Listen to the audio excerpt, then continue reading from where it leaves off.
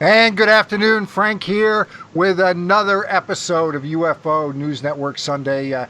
And we are ready to go with a couple of fantastic guests. Let me bring in my co host, Chant Hanna. And Chant, come on in and introduce who we have with us today. You bet. We have a very special show today. It's 2019 UFO Congress Preview Special Show with special guests Karen Brard and Alejandro Rojas. Karen Brard is a new owner of the UFO Congress in Phoenix, Arizona.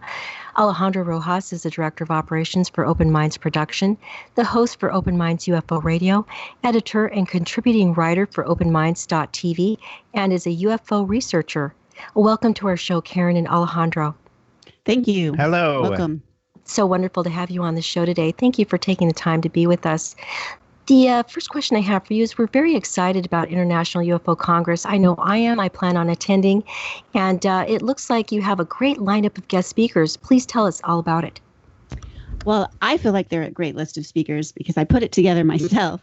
But yeah, we have sort of a mixture. What I like to do is get about half more research, sightings, things that you can document, eyewitnesses. And then the other thing I like to include is I like to include contactees, because I think if we're going to look at this, yes, if we're now believing these UFOs are real, pilots are seeing them, lots of people are seeing them, and they've been seeing them for a very long time. If we're going to say that this is happening, but we don't know what it is, we have to go to the next step and say, if we know that this is technology that we do not have, that the humans are not capable of yet, then we can surmise that whatever they're from another generation, they have technology we don't have, which means they could be millions of years ahead of us. And if you just think what's gone on in the last 100 years, what would a million years be like, the difference in technology from what they have and what we have? And if that's true, then they could have technologies, they could be so many different things that we don't even understand. So why not that they can visit us? Why not that there's people that they've studied, maybe they've taken them somewhere, taken them in a ship, because so many people report the same exact scenarios. And these aren't people who are into UFOs beforehand. I mean, this is something that happens to them. And then they report that the same things that are happening over and over. So I think we really need to examine this phenomena, because if we're going to say that the UFOs are real, we got to surmise that, it's a great possibility that there's some kind of living being running these, in charge of these. So if that's true, and if they have way more technology, advanced technology than we do, then maybe they can do things that we can't do. Maybe they can read minds. Maybe they can make people travel through walls. Maybe they can dematerialize and materialize people just like they did on Star Trek. So that's why I like to include these people, because these people are genuine, they're credible, and I think we need to believe what they're saying. And I'm very good friends with Travis Walton, and several of the witnesses, I have interviewed them in person. I'm in contact with them, and they're telling the truth. They've gone this many years, 40 plus years, saying that this happened, and they haven't changed their story. So I think we really need to look at that, because that's kind of the next step where we might be headed. Yes, I agree. Experiencers, abductees, contactees are all extremely vital regarding being able to understand their perspectives. I also wanted to talk to you about the wonderful speakers you have at UFO Congress. It looks like we have a few. I wanted to mention George Knapp, Chase Kloetzke, Jeremy Corbell, Marc Dantonio, Travis Walton, Paul Hynek, James Fox, Kevin Day, David Hatcher Childress, Chris O'Brien, Richard Dolan, Tracey Garbutt, Calvin Parker, and Dr. Michael Paul Masters, to name a few. Can you let us know a little bit more about any of those folks? Yes. As far as the contactees, we have quite a few. We have Carolyn Cory. We also have Charlette Mann, who was the subject of the book Intruders. We have Calvin Parker, which he was involved in the Pascagoula incident. We have it's Debbie Jordan. Yes, I'm sorry. Charlette Mann reported that her father was involved in the Cape Girardeau incident. Yeah, the big Cape Girardeau case where Charlette Mann was the granddaughter of the pastor who said he was asked to give last rites to aliens that had crashed and I know this is one of the cases, for instance, the Woods are really into, who wrote a book about UFO crashes. Yeah, I'm sorry about that. It was Debbie Jordan-Kauble. She was the subject of the book Intruders. We have Lisa Tenney, sort of a new person that you don't normally see. And she's had experiences since she was a child with beings from wherever they might be from. And also, interesting enough, Marc Dantonio is going to talk about something that he's never in a big forum talked about. He himself has experiences, has contact. And even though a lot of people think, oh, he's a debunker, he's the photo analysis for MUFON, and he never believes anything is something, suspicious. He always finds an answer for anything out there. Well, he's had his own experiences, and he's going to talk about those for the first time. So that's going to be very interesting. A scientist who is admitting that. I wanted to ask you, Karen, aside from UFO Congress, which is something that everybody should go to because it's the largest UFO Congress on the planet, UFO conference on the planet, wanted to ask you, how did you get involved in this topic that we are also passionate about researching? Well, it's kind of interesting. I always had an interest in UFOs. I'd read some UFO books growing up. Actually went to a Stanton Friedman lecture about 20 years ago by myself when I was married and had young kids. But then kind of it faded in the background until about 2011 when I saw, interesting enough, I saw a news segment on the Dome of the Rock UFO. Now, I know that that's been shown to be a hoax. Some people believe it is real, but it happened in Israel. But it looked very compelling, and it had different people had different videos of the same instance. So it just really sparked my interest, and I started looking on the internet about different UFO sightings, and I came upon a page that talked about the UFO Congress, and I had no idea that UFO conferences even existed, much less that there was going to be one in my city in the next month. So I was very excited, and I went to the Congress by myself, didn't know a single soul, sat there and took notes all day long. But I did meet a few people. I met Richard Dolan, who I thought was very credible. I met John Alexander, who I had already read his book because I had, in that month, I read like 30 books. Leslie Kane was there. I had read her books. So I was really excited. And I learned from Richard Dolan that there was a MUFON chapter right in our city, and that he was going to be there in August. So I came in August, and I went to the MUFON chapter here in Phoenix, Arizona. And they have a raffle where you can buy a raffle ticket for a chance to have breakfast with the speaker at the state director's and the assistant state director's house. You have breakfast with them, and you get to talk to them. Well, for some reason, I knew in my head, something told me to buy a ticket because you are going to win. And it was a very strange feeling, but it was like the most certain feeling I've ever had. And I bought this ticket, and I waited, and they called the number, and I didn't even look at my number. I just waited to see if anyone else said it was them, and it wasn't. And so I looked down, and I was like, sure enough, it was me, and I won this raffle. So the next day, I went over to Stacey Wright's house. Her and Jim Mann run Phoenix MUFON, and Richard Dolan was there, and I got to talk to them. And it was incredible. We just had this instant friendship, and I ended up staying all day and going on a photo shoot with them, going to open minds, and looking at all Wendell Stevens' photographs and books, and I was just in heaven. And then Stacey and I just became really good friends after that. So I got to meet a lot of the different speakers. I kept going to MUFON meetings, and eventually I had met Alejandro, and after I had gotten divorced, and the year later, Alejandro and I started dating, and just then after that, his boss decided he didn't want to run the UFO Congress anymore. So I thought to myself, well, I think that's something I could do. And so I invested my retirement money in it, and that's what happened. And that's why I'm here today. And Alejandro, I have a question for you. How did you end up to be so lucky to have Karen in your life? Yeah, it's a great story. In fact, I want to talk about a few things related to this. Well, just to preamble it, actually, another reason to come to the UFO Congress is that a lot of us struggle with having an interest in this topic, but our significant others do not. Well, at the UFO Congress, you may meet someone and fall in love and get married with someone who is into this stuff.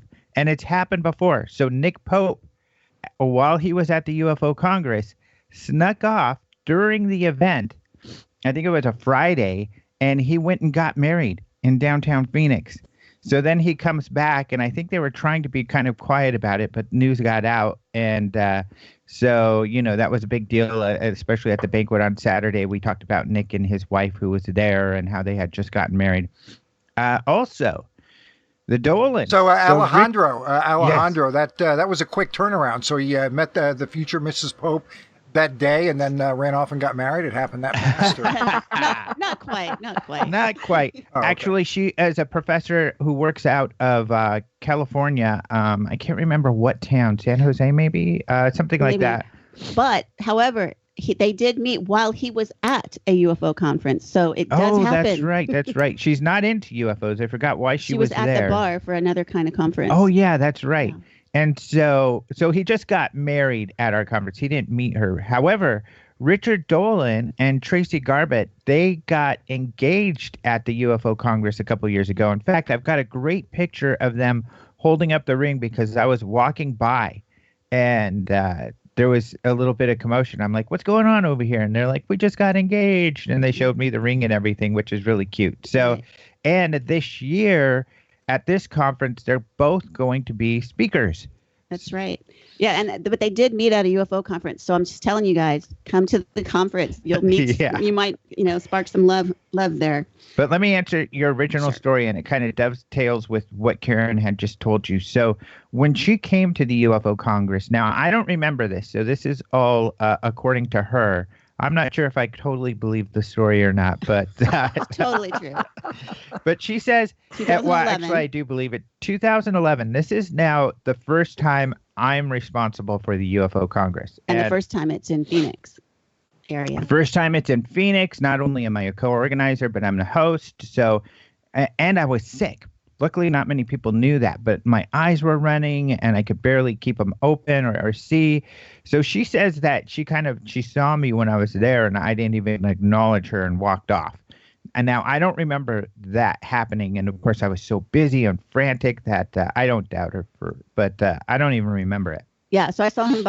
He came behind the registration area to talk to Angela, I think probably at the time. And I just remember because I was so new to this, I didn't know who anyone was. And I was trying to figure everything out. And I was like, who is this guy? How does he get to run a conference? That's really interesting. I wonder, how that happens.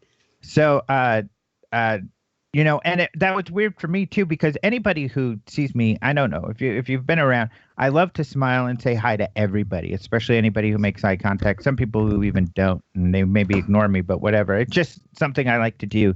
And so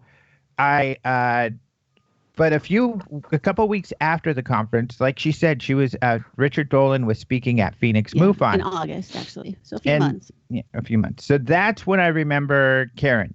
When she walked in the door, I remember thinking she's just got such a great smile and a great energy. And in fact, I was sitting on the other side of the room and Rich, of course, who I've known already for years, he when she won the ticket to go to breakfast the next day, I kind of caught Rich's eye and I gave him a thumbs up and he laughed and he said, yeah, I could have done worse. So, just that he was going to be able to hang out with this pretty lady, Karen. So she became friends with, actually, when she went to Open Minds, I wasn't there that day, but she became friends with Stacy Wright. And so I was friends with Stacy, and Stacy would invite me over. Usually she'll have a dinner a lot of times before the speakers come on the next day. Phoenix MUFON gets great speakers because they've got such a big group. And Karen would come to these dinners too, and so we would talk, and she had so many questions, but they were great questions, so she would grill me about this and that with UFOs. And so we just became friends. And of course she was married, so I didn't have any, thoughts of trying to hit on her or anything. But when she got divorced, then I actually did. Then I thought, you know what? I should ask her out. But I was like, in a year, I'm going to wait at least a year after she's divorced. I don't want to be any part of some rebound thing or something.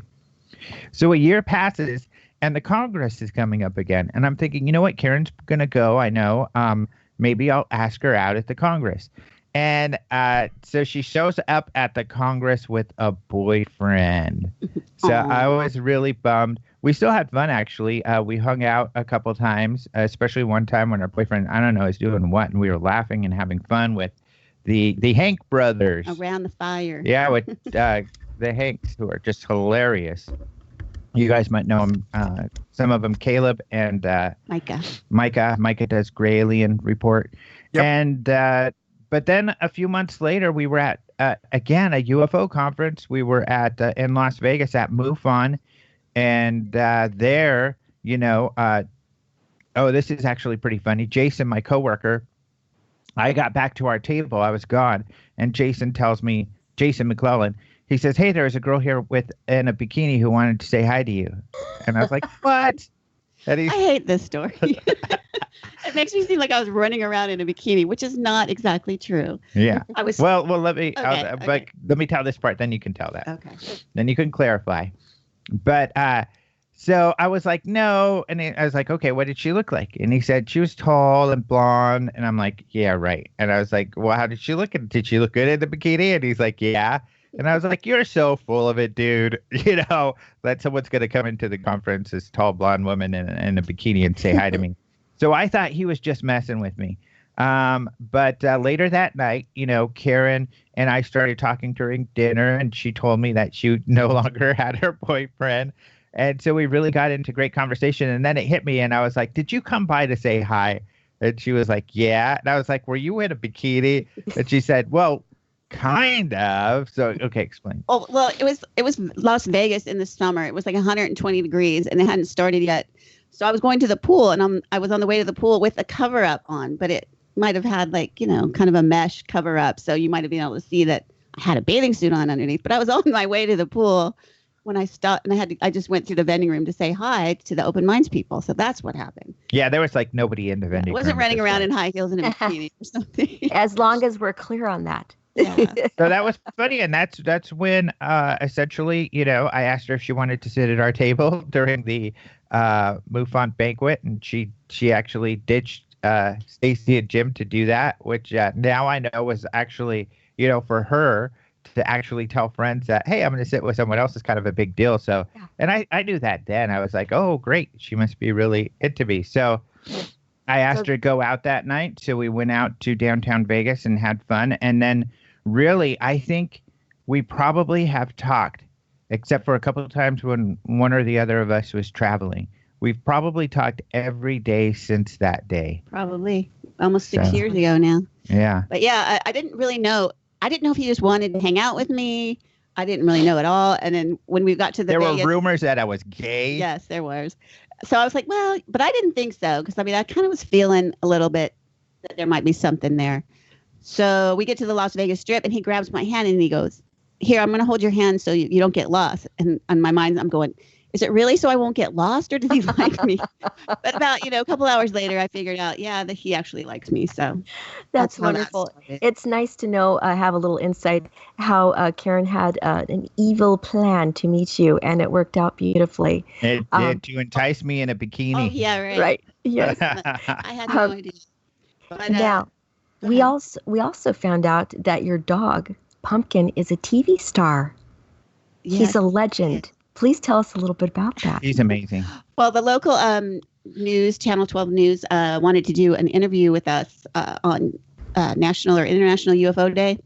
World UFO Day, sorry. So they called and they asked if they could do an interview. They came over to our house and interviewed us. And then when we saw the newscast on television, they included the dog as a believer of UFOs, and they got a nice close-up of my Cavalier King Charles Spaniel Pumpkin, and it's probably the best part of the whole thing. Yeah, the newscaster, everybody she was loves Pumpkin. Really into animals, and so she wanted a good shot of Pumpkin, so we worked on that, and little did we know she would include it in the news piece. Yes, he contributes greatly to the topic of ufology. He is, like you were saying earlier today, a controversial figure. He's cute and credible. Yeah. And before we move on, I kind of wanted just to go over a couple more of the speakers because I want to make sure everybody knows. I was just about to ask you more about that. Please do. Thank you. Sure. So Jeremy Corbell is going to be there, and he's going to be presenting several films. And he was recently on Joe Rogan's show because of his films. I think it was The Skinwalker.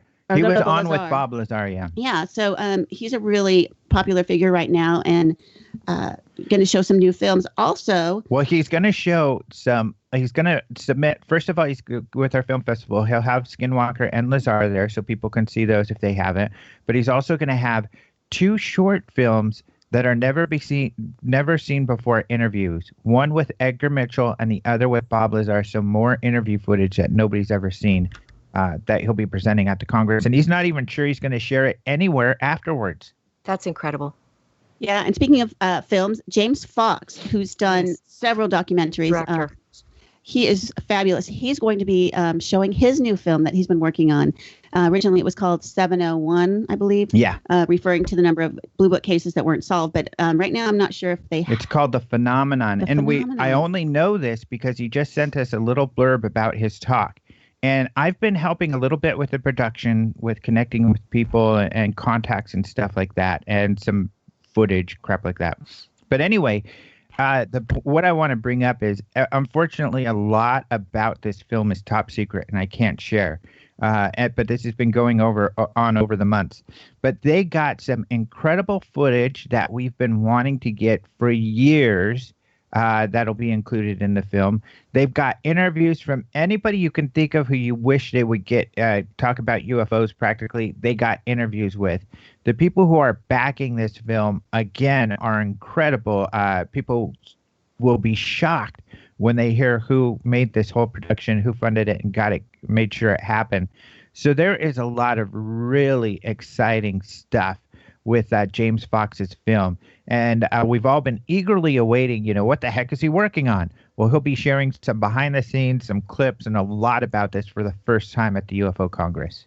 Glad you brought him up. I want to let everybody know, sorry to interject, that James Fox is a director and producer known for UFOs, 50 Years of Denial, done in 97, I Know What I Saw in 2014, and Natural Heroes in 2004. Please go on.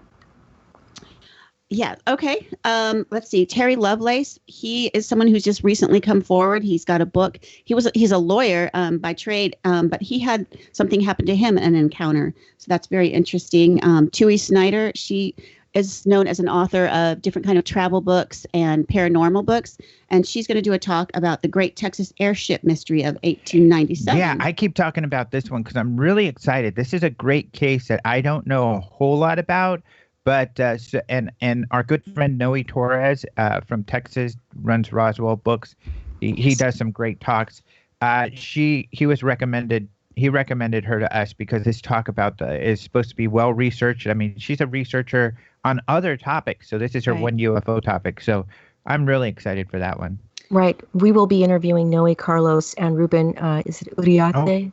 Yep. Later on in July. So we look forward to speaking with them. Yeah.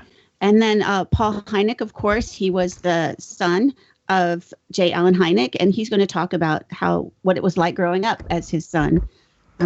We also have Tracey Garbutt, who is married to Richard Dolan, and she's going to talk about her experiences with remote viewing. Yeah, she's actually trained it. She's been breaking up a little recent bit. Book about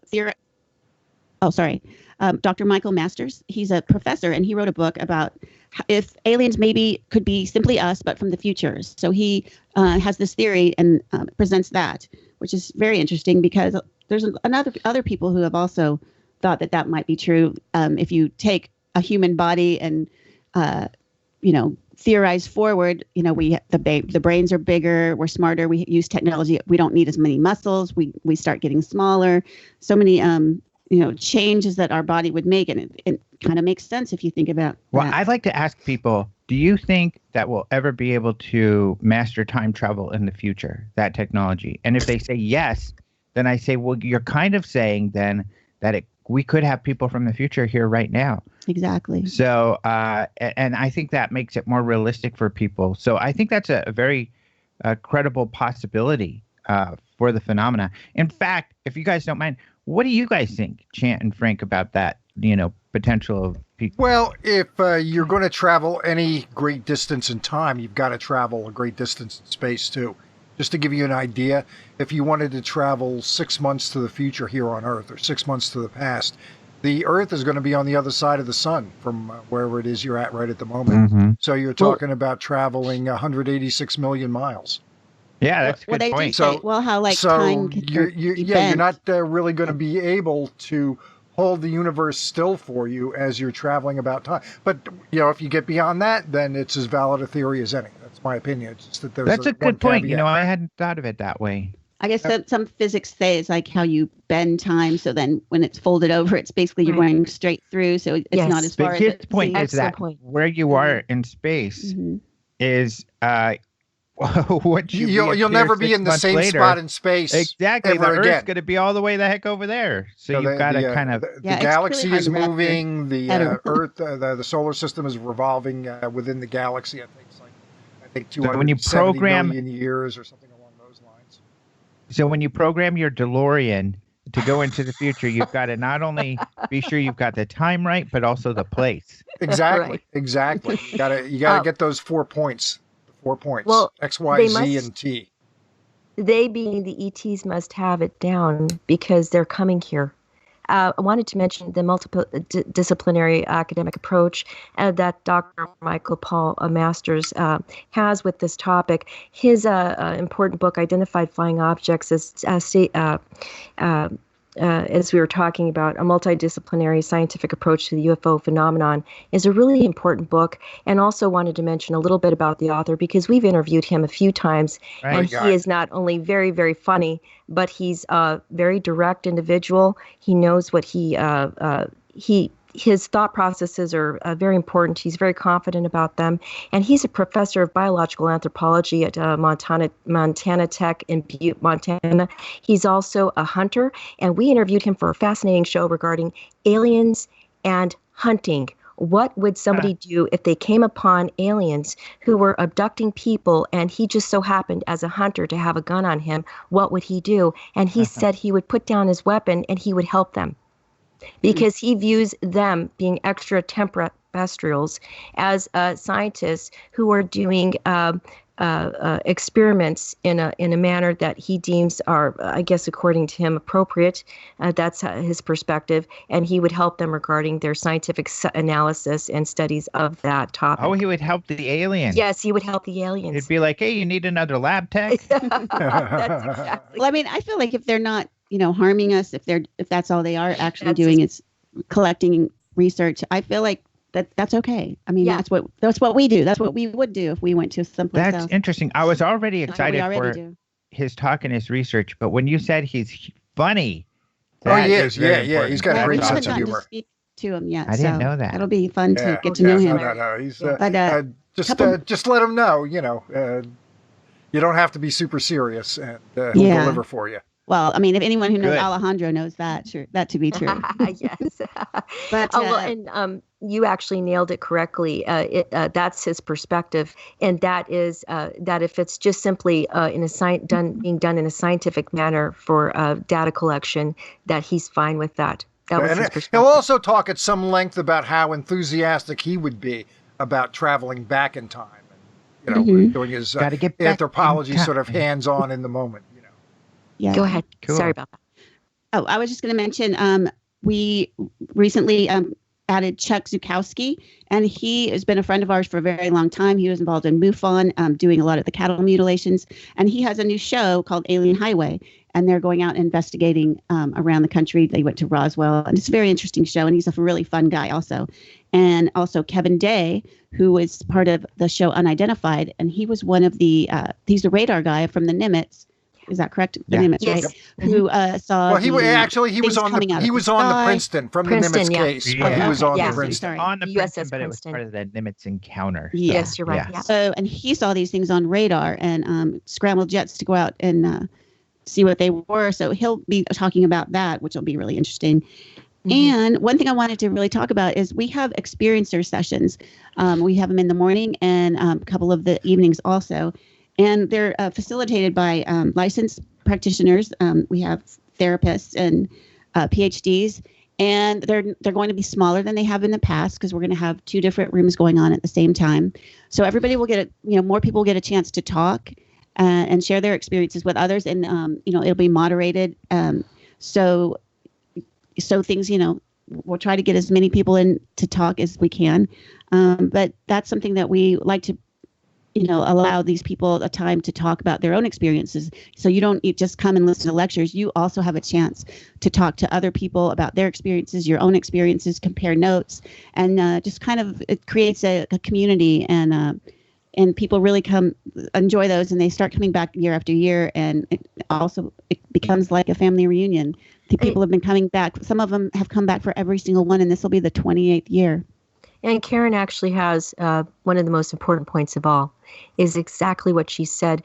Going to these conferences, especially the UFO Congress one, which is the biggest on the planet, it's important to go to UFO Congress, not just for the reasons we've laid out here and how wonderful the conference is in general, but because of the lifelong friendships that you can make when you go to these conferences. And these kinds of friendships are really important, especially if you want to network and find out more about the phenomena. Wanted to move on to an interesting topic. Can I ask? Go ahead, please. Sorry. Do. We just have a couple more people we wanted to mention because I know we forgot. I was ask you about a few more people. Go ahead. Okay, I'm sorry. No, go ahead. Yeah. Well, especially 3 of our best friends that are at the top of the page. We forgot to talk about. These are, they're great researchers, but some really good friends too, which is Chase Kloetzke, George Knapp, and David Hatcher Childress. Now, they don't need much of an introduction, but George Knapp, of course, has been breaking the latest, greatest news on all of this, and he will be sharing new updates that he's discovered with ATIP and all of this kind of Pentagon UFO project and everything that's going on. Of course, David Hatcher Childress is on Ancient Aliens. He's always a lot of fun. He lives here in Arizona, so we hang out with him quite a bit. He's another cool, funny guy. But Chase Kloetzke is one of our really great friends. Of course, a UFO researcher. She was a director of investigations for MUFON for quite some time and did all kinds of great stuff with MUFON. And now she's kind of being independent, and even doing lobbying in Washington, D.C. Yeah, so lobbying in Washington, D.C., a bunch of stuff. So she's one of our really good friends, a great researcher. So we're super excited. And you know what's cool about her is last year she volunteered to work the conference, even though she wasn't a speaker. And it was so funny because people would come to the table and go, "Hey, wait, you're Chase. What are you doing? Are you talking?" She's like, "No, I'm just helping out." And this year she's speaking, but she's like, "Could I please help work the front table again?" And we're like, "Are you sure you don't have to?" And she's like, "I want to. I want to help out. I want to do it. I had so much fun." And of course, our family helped out too. So our family's looking forward to hanging out with her and working with her at the front desk. So she'll be checking you in and giving you your badge when you come in. Yeah, we love Chase. And I just want to touch on, I just want to give everybody a shout out. We have Christopher O'Brien, who's been a longtime researcher, and he's also presenting a monitoring system for UFOs that he's going to be explaining and presenting. In addition, Sonia Barrett, she's going to do a lecture called Exploring the Technology of Mind, Consciousness, and Our DNA Reality Codes. So I think that's going to be very interesting, sort of a theoretical talk. And I just wanted to mention Yvonne Smith, who has been a longtime therapist who's worked with regression therapy and worked with people who think they've had contact. She's going to be one of the experiencer session facilitators, in addition to Rebecca Hardcastle-Wright, PhD, and Kathleen Martin, who is the niece of Betty and Barney Hill. Of Betty and Barney Hill. And then also in charge of the abduction research group for MUFON, yeah. And then we're also having lunch workshops this year. This is something that we're doing new this year. So you can come in and hear, just if you even just want to, if that's all you have is a lunch, you can come and get a lunch, a boxed lunch, and listen to one of our speakers. And we're going to have Travis Walton. He's going to be one of our guests. And in addition, Rebecca Hardcastle and David Hatcher Childress is going to do one. So you get more of a one-on-one close-up session with him. Carolyn Cory, Kathleen Martin, Richard Dolan are also going to do one of the lunchtime workshops. And Carolyn Cory and Kathleen Martin, one of theirs each has one regression therapy. So you'll go in and be regressed and see what comes out of that. And finally, we have a Skywatch with Ben Hansen. And Ben Hansen has been a UFO investigator, a paranormal investigator. And he was on Sci-Fi's Fact or Fake. He has a new show on now. I think it's the Travel Channel, and it's Ghosts of Morgan City. And he's going to take us up to South Mountain. We're going to get on a bus, go to South Mountain, and he's going to have his night vision goggles there, so we'll be able to look at the sky, and he'll explain what people are seeing. Yeah, we just posted a great lecture of his from the Skyfire Summit, which was the 40th anniversary event near where for Travis Walton, near where his experience happened. Karen actually put that together, but on the UFO that was my Congress, warm-up. yeah, on the UFO Congress YouTube, we just posted a great lecture by Ben where he kind of analyzes presidential statements on Jimmy Kimmel. He does like analyzes their mannerisms and everything. Yeah, just try to see if they're telling the truth, what he thinks that's going on behind. Yeah, he used to work for the FBI, and he says he's not an expert in this, but he did a lot of work with experts on this, and so he's just applying what he was able to learn when he was working with these analysts in the FBI. That just reminds me of the conference, the Skyfire Summit. This was in a barn, and it was really cold, and we had like makeshift, like old video cassette players and old monitors, and it was the craziest thing, but somehow we pulled it off, and the videos don't look half bad. Yeah, the videos look like kind of like Stranger Things, as if they were taken in the 80s, Retro. even though it was just actually a couple years ago. And that is covered on openminds.tv. Is that correct? That is correct. But you can access at the UFO Congress YouTube, you can access free videos, and we're uploading all the Skyfire Summit videos right now. So there's a few of them up there already, but you can go to UFO Congress YouTube. It's important for our listeners to know that if you want to find out what Karen is talking about regarding the topic we're covering here, you can go to YouTube and look up UFO Congress. Is that right? And then they'll find your channel immediately. And you can go to our website, ufocongress.com, and then you can, from there, you also can get to, we have another video portal that has all our lectures from 2011 on that you can access through our video portal from our website. And also we have an online store also where you can purchase T-shirts and LED alien lamps and flying saucer levitating speakers and all sorts of things, and T-shirts. So you can get to that from there. And you read my mind on that. Thank you. I was going to bring up the wonderful products that you all sell. And I want to let our listeners know, Karen and Alejandro are not getting rich and able to buy their island from this. Okay. This is to actually support International UFO Congress, which has, I'm sure there's quite a few costs involved regarding running that, the biggest UFO conference on the planet. So everybody's supporting that. Well, also supporting Open Minds TV, right? The show, and many other things related to what you all do regarding UFO research. Right. We're no longer probably the largest conference. A couple have come in. We do have the Guinness World Record for the largest. Yeah, we still hold the record because no one's ever gone. Because they haven't updated it. Understood. But it's still the best, and it's research-based. And one cool thing about our conference is you're guaranteed a seat. We don't run events at the same time because we want to feature the research. So sometimes people will say, well, I don't even know this person. Well, the point is, nobody complains these days because they know if we're bringing them in, even if they've never heard of this person, they know that we bring great quality people and that most likely this is going to be somebody that's great. And what we love about that is we're able to introduce a lot of people to the field. A lot of researchers got their start because we gave them a shot at the Congress. A lot of people heard them and were amazed by their research, and then they were speaking all over the place. So, and we're happy for that.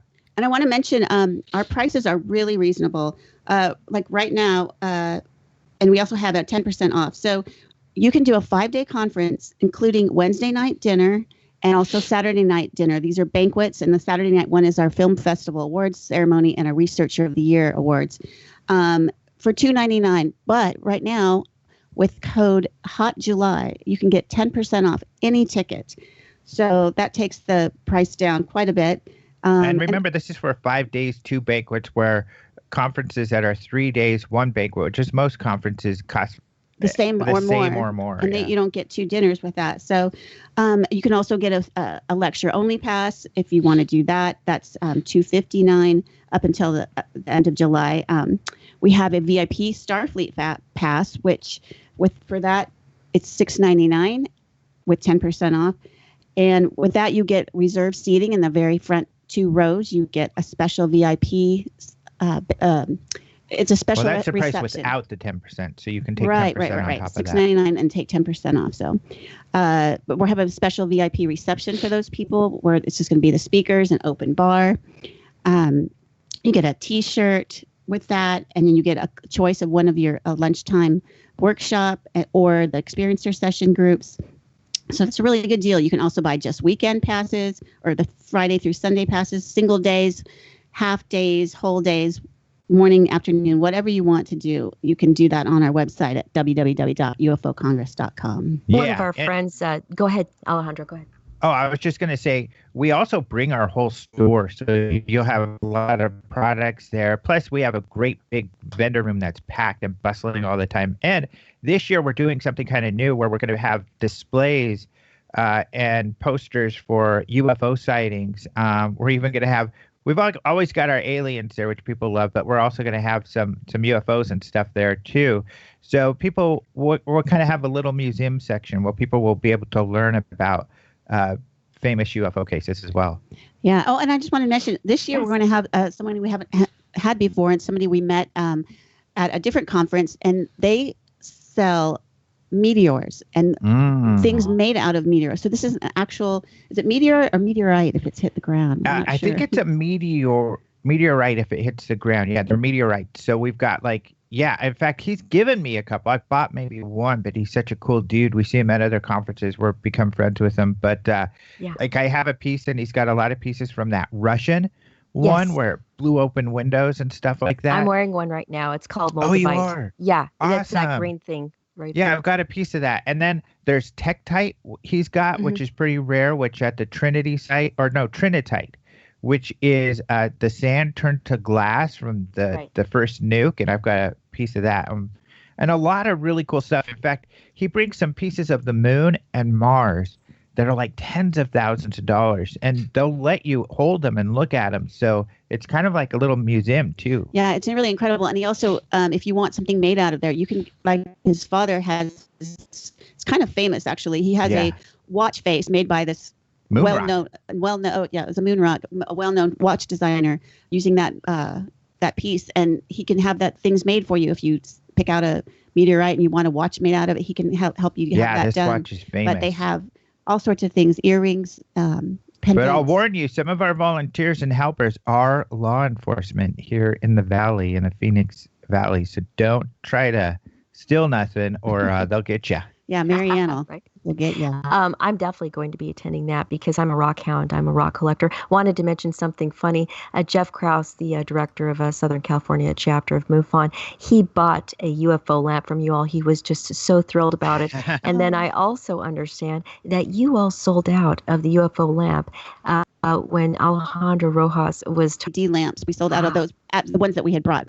We still have tons more here at our home, so you can buy those. But the alien or the flying levitating UFO, the flying saucer levitating speaker lamp is the one that we sold out. But then, he bought that. But we have more now in stock. So, but we did sell out at Alien Con where Jeff got his. Yes, I mean they're really cool. They're actually about levitating off the base about 1.5 inches, 2 inches, and the music actually sounds really good too. It's a Bluetooth speaker. Bluetooth speaker. Oh, you have. It's a speaker. That's so fantastic. Yeah, and a lamp. So they're multifunctional. Yeah, and you know what? Maybe in a few years it'll be part of Siri. We'll have some kind of voice activated mechanism associated with it. You could actually attach it to your Siri or your Alexa if you wanted to use it. In fact, I did that for a period of time. That's incredible. I want our listeners to be able to see what we're talking about because it's such an incredible product. You go to UFO. Can you actually let them know the website to go to regarding that product? You can actually just go to ufocongress.com, and the tabs along the top of the page, you can go to store, and all our products are found there. Or if you want to go directly to the store, you could just do store.ufocongress.com. So either way, I would say go to ufocongress.com first, check out all the speakers and cool stuff there. And once you get your ticket and you're registered, then go to the store and start buying away. Ideally, yes, in that order. Frank, did you have any questions? Yeah, I'm really curious about some of the speakers that you have. Can you give us a better idea of some of the topics they're going to be covering? I saw Chase Okay. Kloetzke's and Richard Dolan's, and looks like they have some interesting specific things to talk about. Yeah, I mean, Chase is going to be talking about the UFO game changers. So she's going to be kind of highlighting how we're in a different world. I mean, especially from, when I first met Chase, maybe 15 years ago at least, the topic wasn't taken as seriously. I think over the last few years, it's begun to get more serious attention, but especially, of course, in the last couple of years since we found out that Pentagon had a UFO project. So the world has changed for all of us, and she's going to be talking about those people. And then, of course, George Knapp and Jeremy Corbell will also be bringing us updates from ATIP from kind of different perspectives. So George's leaked documents that have mostly all been verified as real. Not that I have any doubt that George is a great investigative journalist and vets these things before he gets them out. But and then Jeremy, of course, focuses on Lazar and Skinwalker, but especially with Skinwalker. And some people don't know, and we found this out in Oregon, that Jeremy had done some great work to find out about David Fravor, this wing commander who had the Tic Tac UFO experience with the Nimitz in 2004. Jeremy's been talking to him for years because he did this kind of deep dive. He was like, I'm going to find this dude. And he did. So he'll be bringing us a lot of updates along those lines as well. But beyond that, like Karen, and she'll highlight this, but beyond that, like she said, we try with the Congress, even though people who know my work, it's more on the serious side, it's more on research and kind of the nuts and bolts and less about the experiences and the abductees. But with the Congress, we try to cover all the topics that are out there. And so we have a lot more of that sort of thing. And I'll let Karen talk about that. But another really important thing that Karen does, we've always tried to have on our speaker list as much, gender equity as possible. And that's been a big goal of mine. But Karen kind of brings a better expertise in that arena. And so we have a lot more women on our roster than we typically have. Thankfully, and I think that's great. So that's another, I think, advantage. But you wanted to talk about. And everybody on the lineup, just to jump in really quick, everybody in the lineup that I see that at least I know their work a little bit. I don't know everybody because, well, like you say, you're looking to bring in some new people. So some of them are not that familiar to me. But everybody's credible. Everybody that I know is credible. Exactly. We don't bring charlatans, people that, even if they're talking about something very fringe, we know that they're not making stuff up. They are genuinely have their hearts in the right place, and they believe, what they're saying is legit. They're not trying to trick people. They're just trying to share information they believe is legit. Yeah. For instance, like we mentioned before, Debbie Jordan-Kauble, she was the central figure in Bud Hopkins' book, Intruders. And this happened in 1983. And she felt like she had an abduction, and oops, sorry about that. So yeah, and there was also a mini series about it. They can't hear that. So, and she also has gone on to be a paranormal researcher. So she's going to share with you some of her photos and her artwork and some of her audio clips also that have EVP evidence, because she's really into the paranormal now. But yeah, she experienced this in 1983, hasn't changed her story. And an exciting one too, Calvin Parker, an experiencer. Yes, right. I mean, talk about the Pascagoula event. Well, Kevin Day is too. He's got other things to talk about, but so is Kevin. Right. So, but with Pascagoula, there's, like I said, I have a hard time with experiencer type of stuff because it's just so weird and it's hard to verify. But there are a few really good cases, Travis Walton being one of them. I mean, we're friends with him. We've met some of the witnesses. In fact, a lot of people don't know this, and you can figure this out if you go to the UFO Congress YouTube and see some of the incredible panels that we posted there, because Karen has actually done some of the best work finding witnesses to this case. So Travis is very credible, but so is Calvin Parker's Pascagoula. I think you all have probably interviewed him. I Yes, have We've too. had him, yep. Yeah. He's very credible, and so we'll be covering some of that. But his experience, where they came across, these entities along with the UFO, I think is a very credible one. And when you meet him and you hear the details, it's kind of like the Walton case or some of these others. Meeting the witness and hearing it firsthand is some of the most compelling. One of the most compelling aspects. Sometimes you can meet a witness and you're still like, I'm not sure if they're telling the truth or not. With Calvin, I think, he's one of these down-to-earth people where you're like, wow, this guy obviously believes this really happened to him. Yeah, it's an amazing story. And I don't know if any of you others on the panel here are old enough to remember when that case actually happened, but that case was a huge deal in its day. Yeah, fortunately, I'm too young. Karen, No, I remember it well. It was quite a thrill having Calvin on. It really was. Yeah, it was a thrill when I got in touch with him for the first time, or actually Philip got in touch, Philip Mantle, and he's like, hey, you got to interview Calvin. I'm like, are you kidding? Heck yeah. Wanted to mention a little bit about Calvin of Gaudier, Mississippi, famous for a claimed UFO abduction in 1973. I'm sorry, that was Charles Hickson, but Calvin Parker. We interviewed him, and he was a wonderful interview. And just to touch on the Pascagoula abduction case, that is an alleged UFO sighting and alien abduction said to have occurred in 1973. And I do believe him. He came across as genuine, and he did present a very authentic sounding case, and we interviewed him at length, and we really thoroughly enjoyed having had the privilege of interviewing him. Yes, and the most astonishing, unbelievable part of his story is actually true. He had the chance to go do the Tonight Show with Johnny Carson, and he passed on it. I can't believe he did that. Great personality. Can't believe that happened, but That's he so says fantastic. it happened, so I believe him. I just want to mention Chris O'Brien. He's very excited to come to our conference. And in the past, he's studied a lot of the UAPs, UFOs, cattle mutilations, crypto creatures, mostly in South Central Colorado and North Central New Mexico. And he, with some other people, has put together what he calls the UFO Data Acquisition Project. And they're using it right now. They've already have it set up in the San Luis Valley. And it has different kind of monitoring systems, from a magnetometer, accelerometer. Accelerometer. It's like, I can't even say any of these. Never things, say it but, either. all sorts of gears, cameras, and motion tracking software to catch these things as they come by. And he's going to present a prototype, or I guess it's actually a working prototype. Yeah, and I show really some pictures that they've gotten. I think he deserves a lot of credit too, because for years there's been different groups trying to come up with these kind of devices that can capture audio or capture video, and other telemetry with UFO sightings.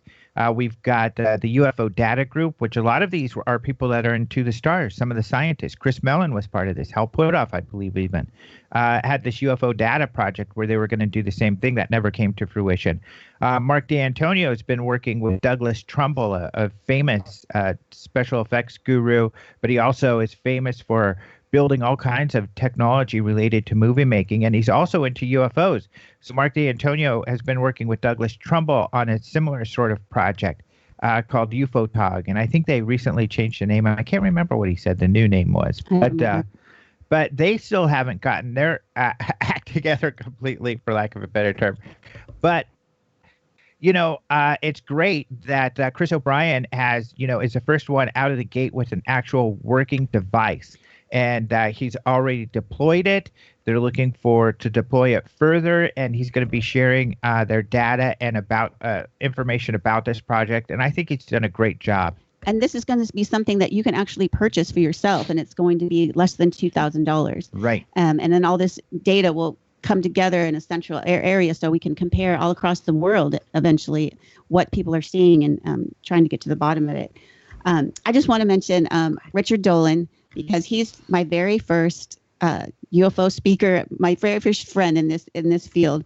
So I have a soft spot in my heart for him. Although the first speaker you heard was Stanton Friedman way back when. That's right. But Richard Dolan was actually my first UFO friend that I could UFO buddy ask questions and like my first person I ever talked to. So he's going to be talking about metamaterials and the secret science of UFOs.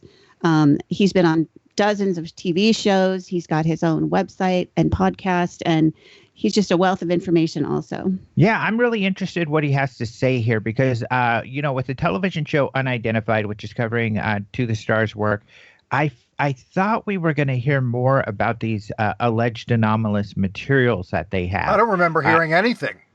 Yeah, but they didn't. You're right. It wasn't in Unidentified at all. So we still don't know a whole lot. Like if you do research, you can find bits and pieces here and there, but you've got to kind of compile it yourself. There are some people out there who have put together some stories here and there. Jacques Vallée has released a little bit of information. But I'm really excited that Dolan is doing this talk because I think he'll be putting together a lot more information so we'll have a better picture of what might be out there and what To the Stars might be looking at and what they may have found.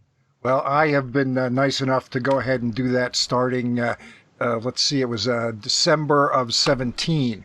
So I've got a little bit compiled for the folks. I'll post the link in the chat, and you can go over to my website and take a look at that. So there's that. That's UFO partisan.com, right? I don't want to turn it into a cheese. Yeah, the link is in the chat. But that was very UFO interesting. Parmesan. It's a very interesting phenomenon because I was, I've been hearing stories about people finding odd fragments and this and that, and they would spend a lot of money to get them tested, and all they would end up with was basically a big bill. And then to hear about this and take a little bit of a deeper look, and Professor Stewart's work from Stanford with some material that he picked up in Brazil, and some of the other stuff. It's quite interesting, and we will see what comes of it. I think we're kind of in a wait and see area now, though, as far as that. The proof is sort of in the pudding. Right. They've got to finish up the testing, and we'll see what they've got. So that's kind of where it's at now, but. Yeah, it's complicated. It gets complicated. It's complicated, and the bar is so high. I mean, you have to really have your ducks in a row, and your science has to be really good if you're going to be convincing. Fortunately, you also have to get people to pay attention. But the credibility and the background of some of these people involved with To the Stars, it kind of makes it impossible to ignore any of their alleged findings. So I think that whatever they find will be highly scrutinized. So hopefully they've done their homework to, if they're going to make any claims that are, that they have something anomalous, that I hope they've really done their homework so that when it does get scrutinized by the scientific community that, they come to the same conclusions, which will be groundbreaking. That'll be really important. Yeah. Well, hey, before I check out, because I have to go work on the conference, I just wanted to say, everyone always tells me that how much fun they have at our conference, and the fact that they feel so much of a togetherness because we only have one room. Everybody's in one room together, and you only have to walk a few steps over to the vending room if you want to check out all the things that people have for sale. And they have we have hands-on therapies and people doing readings and things like that. And tons of places to hang out because people love to hang out with each other. Yeah, we're going to have by the pool where there's a bar area and the pool, and we're going to have some music for people to enjoy in the evening. Travis always brings his guitar and plays music. Several people always seem to break out those guitars and be singing around the outside and around the fires and stuff. So I just want to say, people really love this. They come back year after year, and I guarantee you'll have a great time if you come. Now, as far as the folks who show up, is there sort of a breakdown between local folks and people who come in from out of town and have to rent rooms and so on and so forth? And how could they do that? Personally, at the Sheraton, by the way. Go ahead. Yeah, it's at the Sheraton downtown this year. In the past, we've been at a casino, a gorgeous casino resort that's about 20 minutes away. So it's a little further out of town. But even then, I think we've had about a 50-50 mix. Yeah, I think that's about right.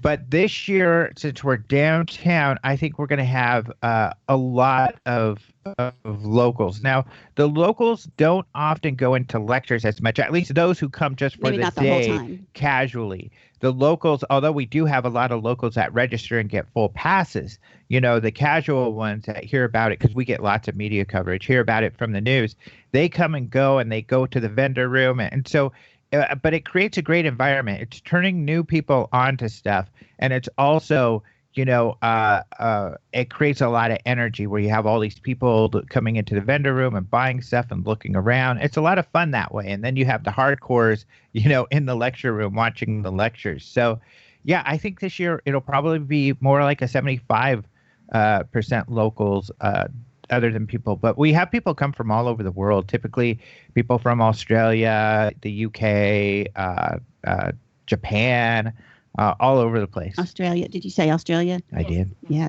And I just wanted to add, because it's so close to the airport, an Uber, it's less than 5 miles away. You can take an Uber and Lyft, or you can also get on the train straight from the airport. You get on a train, it takes you to the other train station. You transfer to a different train, and it takes you within 2 blocks of the hotel.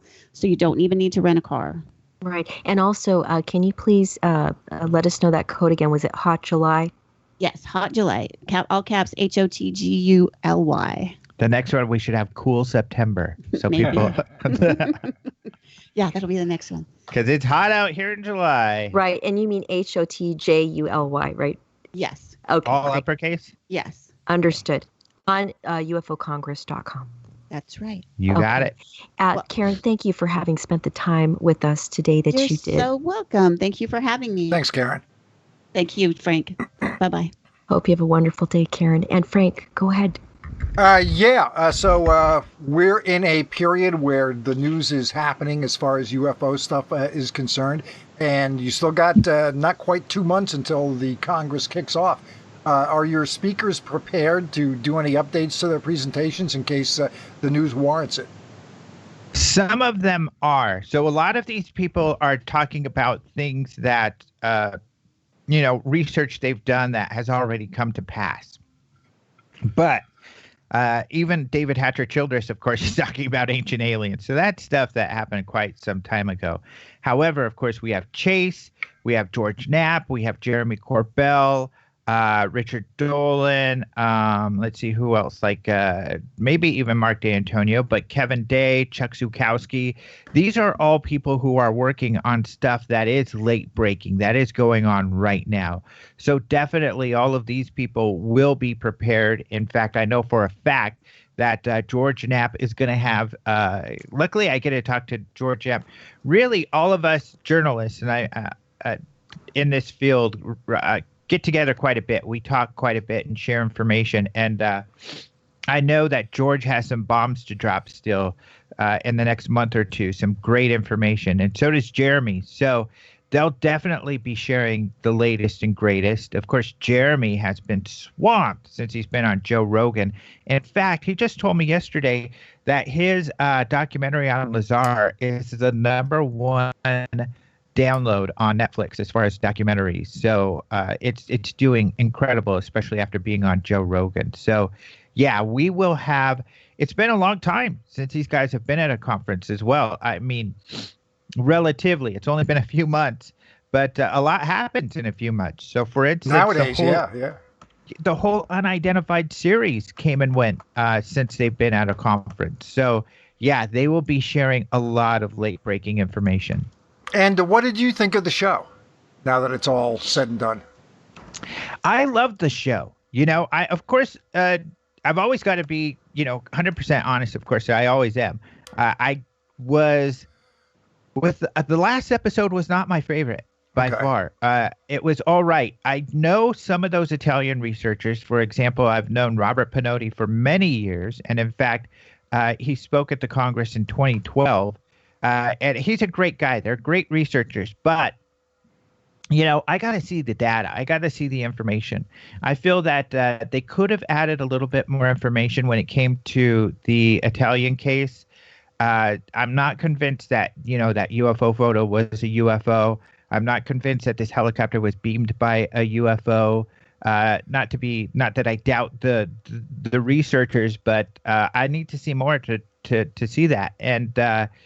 And even though that's a case I covered, and I know for a fact they got some information for the show from some of what I've written about. And I should say that what I wrote about, I was first tuned into this whole case from Paula Harris, who of course is from Italy and does Italian research.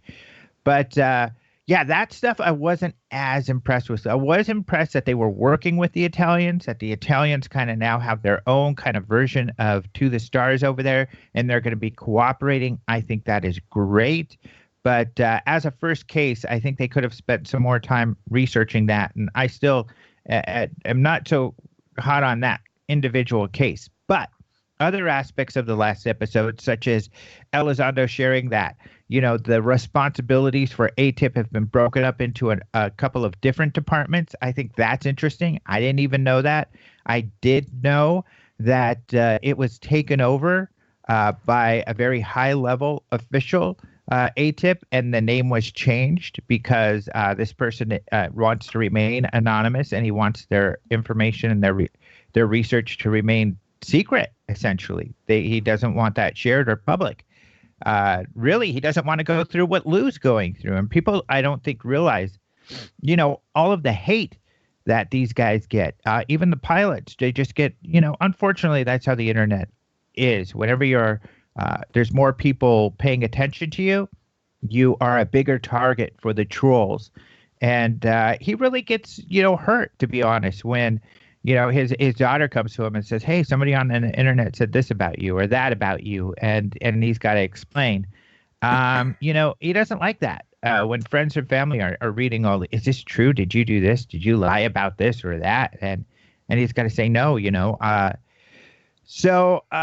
Yeah, just to jump in really quick, we had PJ Hughes, Kevin Day, Jason Voorhees, and Gary Voorhees and Jason Turner. Sorry about that. On our show a couple of weeks ago, and they were all very positive about the feedback that they've gotten. Very positive, right? Because they get a lot of positive feedback. But as you know, those people have also, if you follow the social media, have had some tumultuous times as well. Sometimes that have really affected them, and that just from the responses or what they've said online. So it's tough. So they're keeping that stuff secret. Otherwise, I think that my favorite episodes were like 4 and 5, especially the episode where they talked about the Roosevelt, and they highlighted how a lot of the witnesses do not want to come forward. And how it was difficult to get anybody to go to Washington, D.C. to brief somebody. Of course, they were kind of quiet. They didn't really share in the episode who they were briefing. We found a little bit more information. Brian Bender from Politico let us know that, Mark Senator Warner, Warren Gene was Shaheen. briefed. Yeah, Warner. And then Shaheen, the Conway Daily Sun broke that story that she said she was briefed also.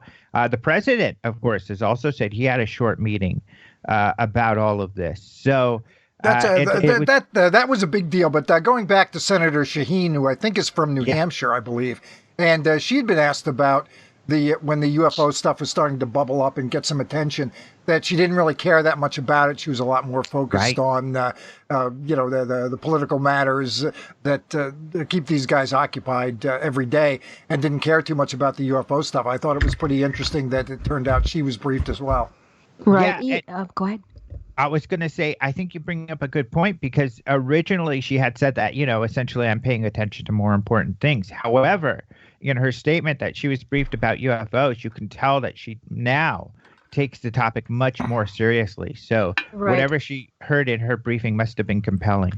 Yeah, so U.S. Senator Jean Shaheen, she confirmed during her trip to North Conway Tuesday. I'm just reading a little bit about her here regarding an article that was written on her, which was World UFO Day, that she's been briefed on unidentified flying objects. And just to go on a little bit, but July 2nd was chosen as World UFO Day because it commemorates the supposed UFO crash in 47, making a reference to an alleged incident in Roswell. And anyway, she was briefed also. I find that an important point. I'm glad that you did a post on that. I noticed that you did, Alejandro, just to delve into that a little further. Why is that so important to you that U.S. Senator Jean Shaheen confirmed during her trip to North Conway that she has been briefed on unidentified flying objects? Why is that such a big deal? Yeah, you know what? That's a great question, because there's some things that people, I think, don't realize. It's not like, these guys show up to meetings and whoever is there is there. A lot of these briefings, and I know this from my research and talking to some of the guys, were requested. So some people are like, what committee were these for? A lot of these briefings were not for a committee, where the staff of a senator would ask for a briefing. And so then, they come to their office and brief the staff and the lawmaker, or just the staff in some cases. And then the staff report up to the senator or representative. And that's important because these people are finding it intriguing enough that they believe that they have to be briefed on the topic. Of course, it's a bigger deal when a committee is asked to be briefed. And I think it's important to note that, for instance, Shaheen is part of the Defense Intelligence Committee. In fact, I think she's part of the subcommittee on threat assessments as well. So that's interesting because, of course, the Advanced Aerospace Threat Identification Program, it would be important, especially when it's ran by Defense Intelligence. You would think that the subcommittee on threat assessment would be interested. So hopefully that's who got briefed. So there's a lot of possibilities in how this all happened. And it sounds like the president actually heard from Navy personnel. We can't say for sure. He said a brief meeting. He mentioned the Navy. He also, in the Fox News, alluded to that he was not briefed or told anything about potential materials or anomalous material like we talked about earlier. So this briefing seemed to be focused on the Navy encounters, which are compelling enough. Yes. Word on the street is that part of that briefing was these senators were shown, or their staffers were shown far more detailed, more compelling, less ambiguous video. Right. Captured. So if they're cleared, which some of these committee members would be, depending on which committee. So, like, I'm sure the intelligence committees, the armed services committees, they'd be cleared to see some of the classified information that we're not able to see. So that would make sense. And according to Lou Elizondo, there is some better footage out there. And according to some of the pilots and some of the witnesses as well, they've said that. And I don't know if you picked up on this, but Chad Underwood, who is the pilot, acknowledged publicly for the first time that he was the pilot who captured the video related to the Nimitz case. I'm not sure if you picked up on that or not. Soon, but that he and Fravor have decided not to do any more public, interviews on this topic. We'll see. Fravor said that before. So hopefully that doesn't hold true and we'll be able to hear more from him in the future. I think we will. It's hard to keep telling everybody no, I think, over the years. But at least we'll have this Slate article coming out soon. But I'm very curious to hear from Underwood because allegedly, I guess, he took it upon. He said he was tasked with going out and getting some video on these things after Fravor had his experience. Fravor and the other guys had their experience. They got back. And this guy said, essentially they said, well, we've got to go get video, get out there. And so this guy went out there and he caught some video. And that's why they seemed so excited when, in that audio. Okay. I wanted to ask you, Alejandro, even if it's a little late in the discussion to ask it, but can you envision a full congressional hearing specifically for military pilots who have had UAP encounters? Well, congressional hearings, we've heard from a few different sources. I think Harry Reid has said this, and also Chris Mellon, that they think there is no sort of will to have congressional briefings or hearings. And that makes sense. I mean, for a congressional hearing, you've got to have some kind of big reason for that. And I don't know that's necessarily what we need or the path that they're on currently. Maybe we as the public might want to see that, but what would the end result? The end result might not be any different than what we can get now. And I think that's dangerous because if you bring it, make it a bigger public debate, you may have some very strong voices from the scientific community or from elsewhere that want to put the kibosh on all of this. So I think the way it's happening and the way that the To the Stars guys are working all this is a better way of doing it. It's kind of like how Harry Reid did it. He's very sneaky about getting the money and creating this program. They are working directly with lawmakers, directly with, decision makers in the military. And I think that's where they're going to get more, they're going to be able to run more quickly than being bogged down by too much of a large public kind of conversation here. So what I think we will see first, and I think it would be better if we saw this first, is some sort of official movement. We've seen the Navy already change their reporting structure. I think that was a big message to, hey, guys, we're going to take this seriously. So don't worry about reporting to us. Do report to us, because we hear over and over again, people don't report because they're afraid they're going to be made fun of. And if you read the executive summary of the Nimitz encounter, you see that the pilots and the witnesses were met with a lot of ridicule when they came back. And some of them, from what I understand, were not happy about that at all. Who would be? So I think all of this movement is important. Now, we may see, and I know people in the UFO community may feel that this has limited value, but we may see an official UFO organization start up. Of course, we have ATIP, but it's secret. So Project Blue Book, of course, was more public-facing. It faced problems in the last couple of iterations, especially with Project Grudge, which was the second version of the UFO research. But the first project to investigate UFOs was actually more open, more serious. They came to the conclusion that these things could be extraterrestrial. I think that, if we have another version of Project Sign, which was the first one, that may be positive. We may get more information similar to what To the Stars and Lou Elizondo has shared with us. Right. Through a project like that. Wanted to bring up something. You brought up some very important points there. Thank you. Sorry very much to interject there, but you brought up some really interesting and important and critical points, and I'll lay out why in just a moment. Wanted to mention that Gerald Ford is Republican minority whip from Michigan. In spring of 1966, he called for the only open UFO congressional hearings in history. Also can go ahead and provide a link to that regarding Gerald R. Ford Presidential Library Museum possesses a document relating to UFOs composed by Ford when he was House Minority Leader and Congressman from Michigan. The original document is located in Box D9 folder. Ford Press Releases UFO 1966 of the Ford Congressional Papers, Press Secretary and Speech File at the Ford Library. The reason I'm bringing this up, Alejandro, is because we were touching on earlier how President Trump was asked about the UFO topic and had a classified briefing about them.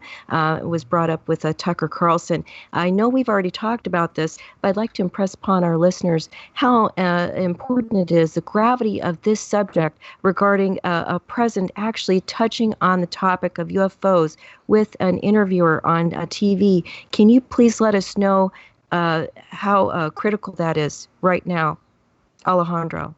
I think it's important in that it demonstrates the most important aspect of this, I believe, is that the president was briefed, he said, regarding these Navy experiences. We've had other presidents talk about this. Clinton was really into UFOs. He said he even looked into Roswell and Area 51, but didn't find anything. I think it's important. He always caveats this with, it still could be real. It's just that's what I was told. In fact, his most important statement, I think, regarding all of this, he put in the caveat. They could be not sharing information with me. I wouldn't be the first president that career staffers have lied to. So he was still open to the idea. I think that the presidential message, I think, is an important one. Okay, so some Navy guys saw something. There may be something to all of this, but I'm not going to pay attention to it now because it doesn't seem like it really warrants that. So what is that message? Prove it to me. Prove it to me that there's something important.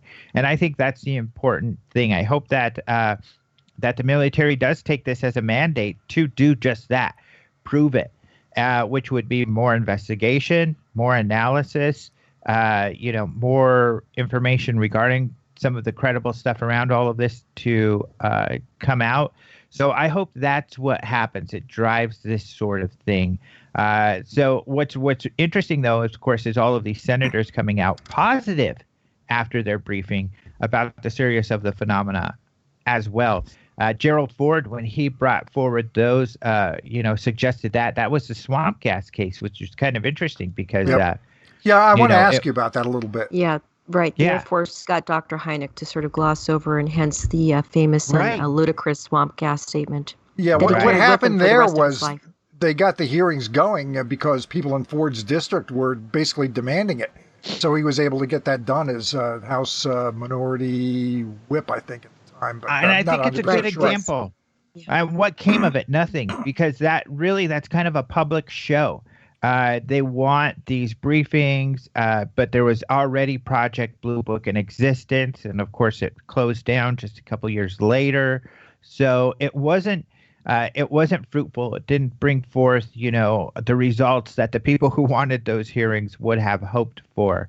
And so that's another reason, an example where I don't think maybe that's the best tactic. The best tactic, I think, is honestly what I believe what To the Stars is doing, what Elizondo and Chris Mellon and those guys are doing. Like Elizondo has said, he's working in the system, which is important. And we heard in Unidentified that, some of his colleagues took him aside and said, hey, there are people still upset with you. And that's true. I mean, I've heard this from various sources at this point, that especially right when he came out, there were a lot of insiders very upset with him. And essentially some of them were afraid of the ridicule. They liked the topic. They believed it was a serious topic, but they were afraid. Now that you've talked about this, Lou, everybody's going to be making fun of the DOD and the USDI. And so that was their fear. But what they've seen is just the opposite. Lou and the crew have been very successful in bringing a credible look at this topic. And there hasn't been a huge amount of ridicule. And so that has changed the minds of some of his colleagues to say, okay, Lou, you were right.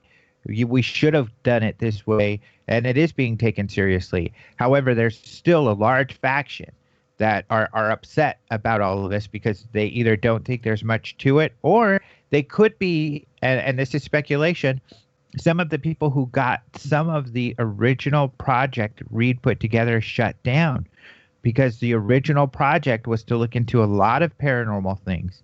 But there were a faction of religious fundamentalists, evangelicals, who thought this was all demonic and were able to shut down a lot of the priorities of the original project, the OSAP project, until, they were only able to hold on to the UFO side. So those people might not be happy about this either. So, this groundswell of serious public attention and credibility being brought to all of this is being met with not just, people happy about that, but there are still people upset, because as much as Elizondo likes to say he's not a whistleblower, in a way he is. A whistleblower is typically revealing stuff that is classified that they don't have permission to share. And Lou is adamant that he will not do that. But what he wants to do is grease the wheels to get the people who have the information to share that information. And they've had success doing this with the Navy so far. Hopefully they'll have continued success with that.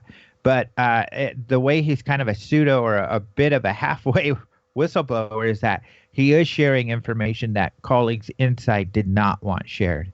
That's a good point. I just want to mention again, and I am bringing up for a reason, there's a pattern of folks who have been high up in our government, such as Gerald Ford, for example, going back to, as I was saying earlier, spring of 1966.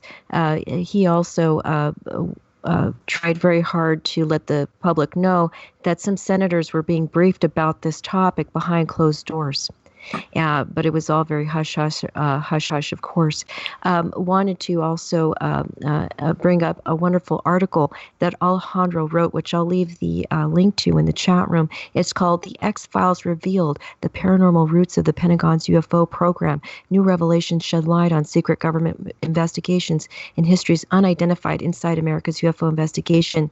Can you please let us know a little bit about that article that you wrote, Alejandro? Yeah, I think some of the group, some of the people working with To the Stars have kind of shied away from this aspect of the, essentially what I had just mentioned, how Harry Reid initially, started this project to look into Skinwalker, and just a small part of that, Skinwalker Ranch, a ranch in Utah where a lot of paranormal stuff happens, and a small part of that was UFOs. But I think that this is, I'm a reporter. I want to report the news. I want to report the facts. And regardless of how anybody feels about it, I think it was a very important aspect that we knew the origins of how this all came about in the beginning. And then, from that, a lot of people were questioning, well, then that doesn't jive with some of what Alejandro has said, but this and that. And so I did another piece that I think is really important, and I should probably make a more public-friendly version of that piece. I called it OSAP to ATIP because those were the two program names. OSAP was like the Advanced Aerospace Weapon System Analysis Project, which is the real project that Harry Reid got that $22 million for, which included and was about researching Skinwalker Ranch and other hot spots like it where other paranormal things were happening. When George Knapp wrote about this and leaked some documents about it, there was even a Bigelow Aerospace executive who was part of this project, because Bigelow was contracted to do this research, who wrote about all of this weirdness. They talked about, investigating the poltergeists and portals, and this idea that the using kind of humans as bait in a way, and all of this weirdness like this. It's such a weird story, and that's why I really wanted to tell it, because I think people should know, really what the roots of all of this is. So that's why I wrote that story and put all that information together. And I think it's another reason why people pay attention to like Hunt for the Skinwalker, the book, or the Skinwalker documentary that Jeremy Corbell put together, because it gives people an idea of just how serious some of this paranormal phenomena that was going on at this ranch was taken by the scientific researchers who looked into it.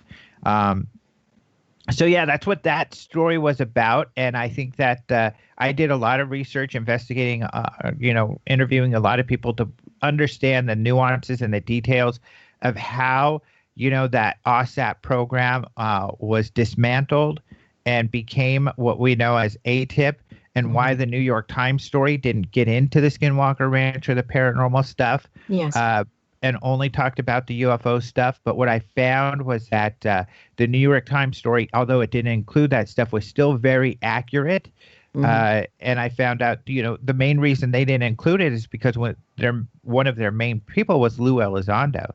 And Lou Elizondo came to work for ATIP, the UFO side of things. So he didn't know so much about the rest of the stuff, or at least he wasn't the owner of that information, is perhaps the way he would put it.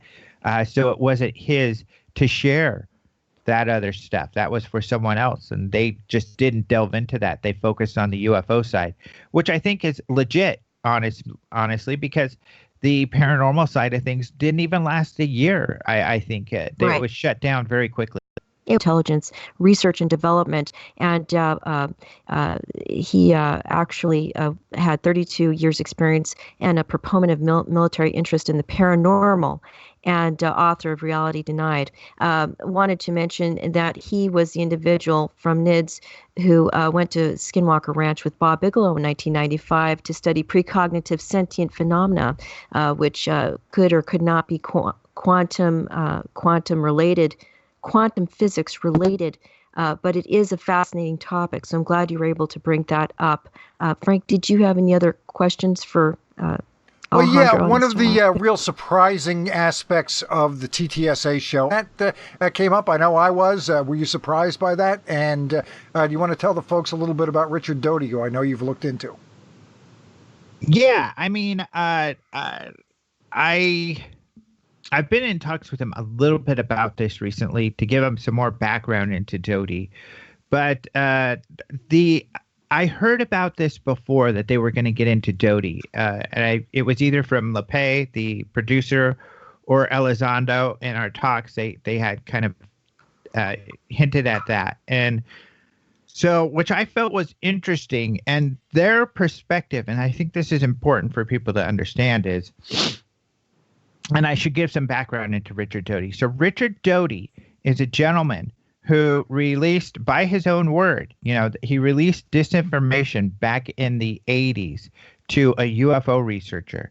This UFO researcher, who is also a science contractor for Kirtland Air Force Base, was capturing a video of lights over Kirtland and some strange signals coming from Kirtland Air Force Base. And he thought maybe what he was seeing were UFOs.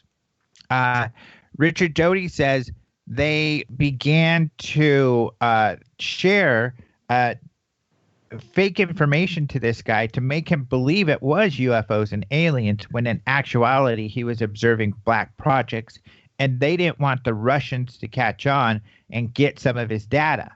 And so that's what Richard Doty claims. Now, we have no evidence that that is the case. And in fact, I'm not the only ones to get these documents via FOIA. However, I'm the only one to analyze them and put them together with the rest of the story. But the Air Force has their own story through some documents you can get through FOIA. Right, and their story... Go ahead. I'm sorry. Their story is that they had nothing to do with Doty doing this, nor did they know he was up to this. From what they understood, Doty and another officer had gone to talk to this guy Benowitz, this scientist. They looked at his videos and signals and said, "We don't know what that is. Sorry, we can't help you here." And that was it. And then a couple of times later on, a couple senators had come and said, "Hey, what are you guys doing with Benowitz? He's telling us you're doing something with UFOs." And both times they sent these senators to Doty, who told them, "Nope, we just went and saw him once. We looked at his stuff. We didn't think anything of it." And we told them, "Nope, we don't have anything to do with this." But in the meantime, Doty is for years giving out this disinformation. So people have likened Doty to Tom DeLonge and to Luis Elizondo, kind of saying that, you know, you could be the target of disinformation. You could be the Benowitz. So in other words, you could be putting out false information unwittingly. And so they wanted to just kind of cover how the difference between what was done then and what they're up to. This FOIA stuff, though, that I got, and the fact that these senators came and this information was going on in the illegal activity that Doty was involved with during all of this, that stuff they weren't aware of. So that's stuff that I'm currently working with them on. And I hope we get somewhere, because some of the information that Doty put out back in the day is still mythology in the UFO world. He's the one who he wanted Benowitz to believe there was a secret alien base under the Dulce, under the Archuleta Mesa in Dulce.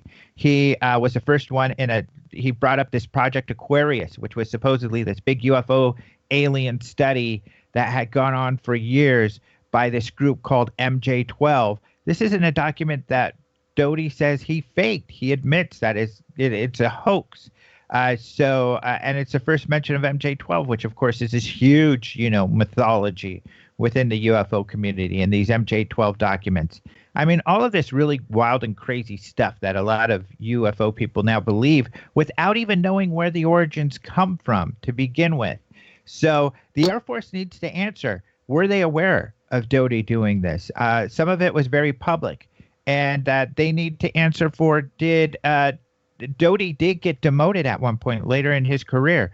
Was this because they discovered what he was up to and he got in trouble for that? They won't tell anybody.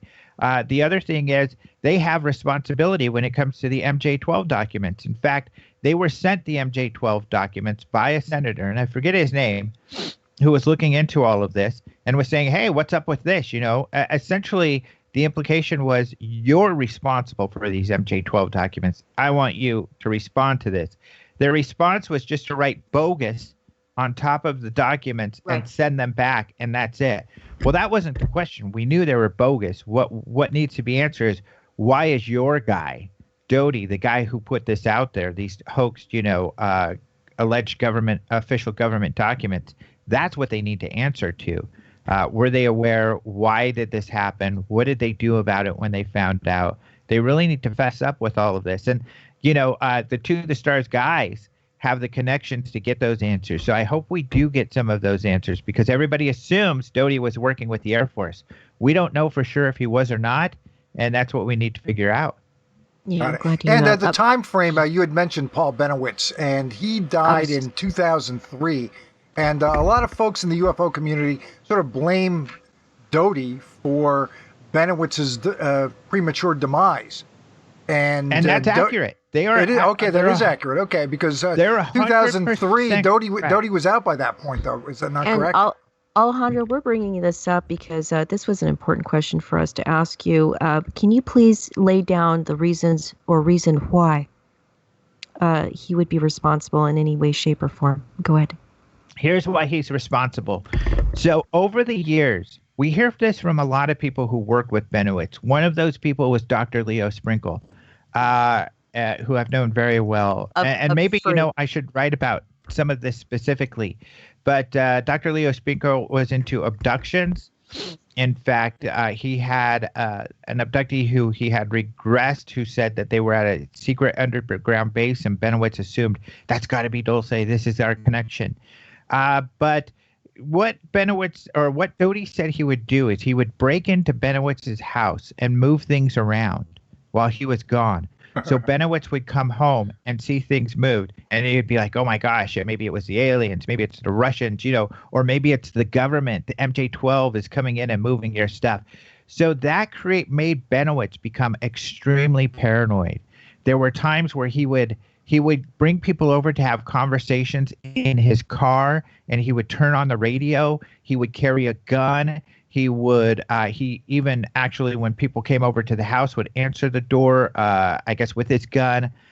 He would think that aliens were reading his mind. He became extremely paranoid, and he had to go into institutes, facilities for his paranormal several times. And the last time it happened, his family said, "This is it. You're done with UFOs." Because he literally was going crazy. I mean, some of the stories I've heard, I can't recall them all, of some of the extreme paranoia that he experienced. And Doty, he's almost like a sociopath, and because he lies constantly. Well, almost, he gets really upset when I say this, but it's the truth, and the records show this, and he needs to answer for it. He has never shown any regret for what he's done. He's just like, well, I was ordered to do it. Well, that doesn't explain anything. That doesn't mean you don't need to apologize, nor it doesn't mean you need to. You should, a normal person would feel bad making this person go crazy, even if they were ordered to do these things. So, Benowitz really did go crazy, and finally his family said, "You're done," and they got him out of the UFO thing. It's right. He didn't pass away till 2003, but some accounts are he was never the same after all of this, and he just had to leave the UFO field completely in the end because he was going crazy. They drove this poor guy crazy. Yeah, and I don't mind saying this because I know this for a fact from firsthand experience speaking to people who are UFO researchers. He's still out there trying to feed them disinformation. But I guess I would still call it disinformation. He's a trained intelligence officer, even if he's doing it for his own personal amusement and not directly under government orders. I would still call it disinformation. He's a pro. Alejandro, do you think that he has any role in the construction of the recent documents that have been released and are getting a lot of attention, including the alien autopsy video, the letter to Edgar Mitchell, and the smoking gun document? Do you think he has any role in that? I don't know. I don't know about this, the so-called smoking gun document, if he would have anything to do with that. Certainly in that document, a lot of the mythologies he created are referenced, at least MJ-12's referenced in there. I can't remember. Oh, yeah. Yeah, there's some others, too, that I'm familiar with. The tying of the Socorro case to the alleged Holloman Air Force Base meetup. Right. That is in there. I warned about this stuff before the documents even came out, and I guess my warning fell on deaf ears. Yeah, and it does in this in the UFO community. Some people want to believe, and they're just going to believe, and there's nothing you can do about that. That's why that saying from X-Files, "I want to believe," is so important, because so many people want to believe so badly. And so you're right. There are references to those mythologies, to what I believe are debunked ideas that were in that document. That's why I have a problem with that so-called, smoking gun document. But among other things, many other things. But with the alien autopsy, it's entirely possible Doty was out there. I guess it's legit that he did a little bit of consulting with some television shows. So it's possible that he had something to do with that, but I don't know that for sure. I've never heard that. So those could have been just completely independent hoaxes. But those sort of tropes and plot devices, they've been out there enough, and they could have been copied without question. Right. I mean, I could see them coming, like I said, before they came out. So that's certainly possible. But I am convinced whoever did put those together does have a professional intelligence background. They knew too much. They did know too much. No question about that in my mind. Maybe Doty. It should be noted, the OSI, the Office of Special Investigation, is a law enforcement organization. So they are really focusing on, the Air Force and law enforcement. They have very little intelligence work that they do, really. So that's not their primary thing. So I think we have to remember that, too, is that although it looks like he did have some intelligence training, because I do have his service records, all of which you can access through the Open Minds, my story, my open letter to the Air Force on this. I did provide the link for that. Thank you, because I have links to all of my research, all of my FOIA documents, all his service records, all of that there. Mostly he was law enforcement. So how savvy he was around intelligence is difficult to say. But it's important to note that if you look at, and I think this is, for me, very telling. It's speculation, but if you look at the documents that were early on, such as this Project Aquarius, they're a mess. They're the grammar, the ideas, all disorganized, really silly, goofy stuff.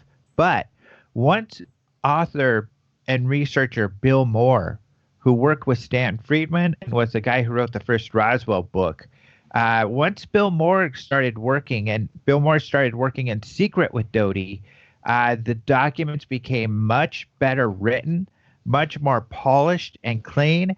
And funny enough, a lot of the information matched what Stanton Friedman and he were writing about or researching when it came to Roswell and other things.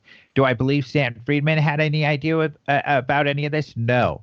And fortunately, and I do have some debates that I did with him where I did discuss this with him.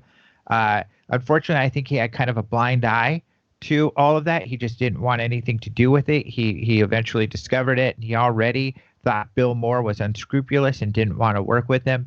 So he just wanted to ignore his whole chapter of his life working with Bill Moore, essentially. Yeah. But, when we had Stanton on last year, he definitely brushed over the Bill Moore question pretty quick.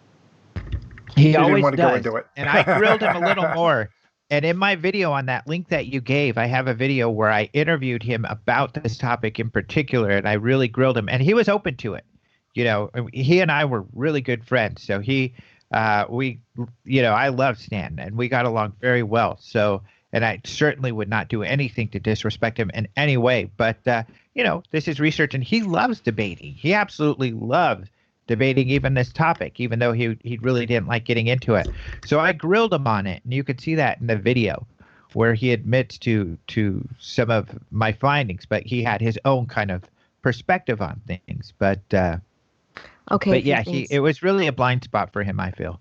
Wanted to bring up a few things, and that is Alejandro said that the FBI had basically, if you go to the FBI's library of archived documents, you will see exactly what Alejandro said when he referred to these MJ-12 documents as having the word bogus written on them. It's literally written on them with marker.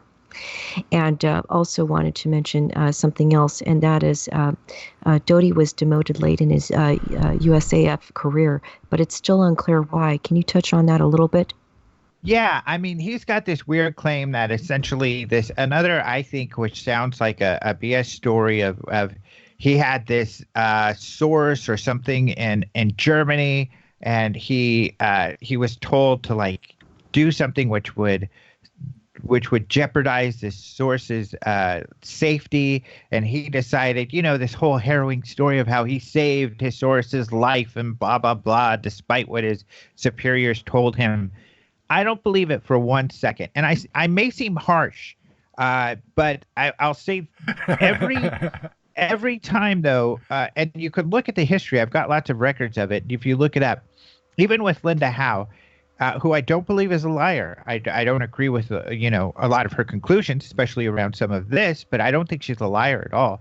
Everyone who interviews him or interacts with him, he says is a liar. Even recently, some people have written some articles from interviews with him, and he says, that's not what I said.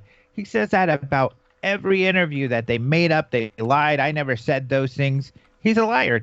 In pretty much every case, the interviewer is a very credible source who doesn't lie or make up or have motivation to make anything up. He's the one who's made stuff up. So he changes his story all of the time, and you can never pin him down. So you can't really trust anything he says. That's why I've never interviewed him, because there's no use. He's just going to give me a different story. And then if I don't have an audio interview, he'll say I lied and I made it all up. So that's why I don't interview him. I don't see a reason to. But I don't think you can really trust anything he says. I wanted to touch on something. And Frank, by the way, can you check Skype chat? Yep. Alejandro, I wanted to actually bring up something that's related to the topic we're discussing here. And that is that UFO MegaCon, which was March 24th through the 30th of this year in Laughlin, Nevada at the Aquarius Hotel. Doty actually was a speaker there. And he was one of the UFO MegaCon presenters. We did have a few friends of ours who went to that event. And they were talking about how disheartened they were to see that there was a platform allowed for him to be able to discuss really anything on. How do you feel about that? What is your thought process on that? I think it's sad. I don't know why. I know that, well, I guess, people can believe whatever they want to believe. And perhaps the people who put together that conference believe that he has some legitimate information to share. I think that, and if that's the case, what can you do? But it is unfortunate, because all he did was get up there and share more far-fetched, wild stories that a lot of people bought hook, line, and sinker. But what's interesting is some of these people who said, oh, I thought he was really interesting, and went and interviewed him and then posted their interviews with him. He's done the same thing again. If you go look at his Twitter or his social media, he said, I never said that. Even though these are people who liked him and liked what he said, he's like, no, they're lying. I never said those things that they're saying I'm saying. So did he say that we know specifically that the ETs are from Zeta Reticuli? Did he go with that one? Or? I don't know. I don't know, to be honest. I didn't that's really one pay I know attention. he's using. Yeah, I didn't pay attention to his details of whatever he shared with people, but I did notice that he said he called some more people, interviewers, liars who had talked to him, even people who had thought that they felt he was credible, which it's shocking that people would feel that way, but hey, to each their own. Right. Frank, do you want to go ahead and bring on the next topic? And please check Skype chat when you get a chance. I can't do both at the same time, right. But Alejandro, just as far as the show goes or how it went, what did it exceeded my expectations. I usually go into these with pretty low expectations. What were your feelings when everything was said and done? Oh, with Unidentified? Yes, sir. Historic, groundbreaking, some of the best stuff. Probably the best UFO television show ever, I would say.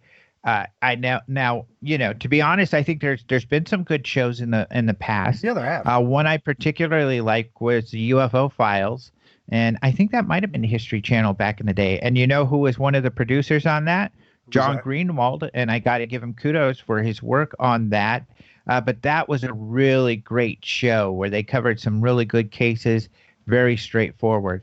But this show was like that. However, you were hearing firsthand from some officials, from very important people. Oh my gosh, look who's coming in. The famous pumpkin is coming in to say hi. But, you heard firsthand from current Navy, active Navy personnel.